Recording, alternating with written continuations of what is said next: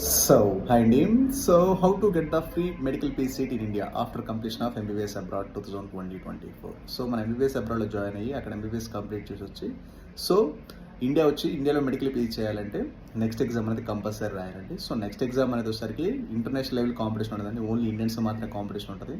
అది local students కూడా next exam రాయాలి కాబట్టి ఇంకా కాంపిటీషన్ అనేది చాలా మినిమైజ్ అవుతుంది. సో మనం నెక్స్ట్ ఎగ్జామ్ క్రాక్ చేస్తే అందరికి 100% అనేది మెడికల్ పీ సీట్స్ ఉంటాయండి. ఇంతకుముందు ఏంటంటే నెక్స్ట్ ఎగ్జామ్ లేదు కాబట్టి ఇండియన్ స్టూడెంట్స్ ఒక ఎంబీబీఎస్లో జాయిన్ అయితే డైరెక్ట్ మెడికల్ పీజీకి ఎలిజిబుల్ అయ్యేవాళ్ళు.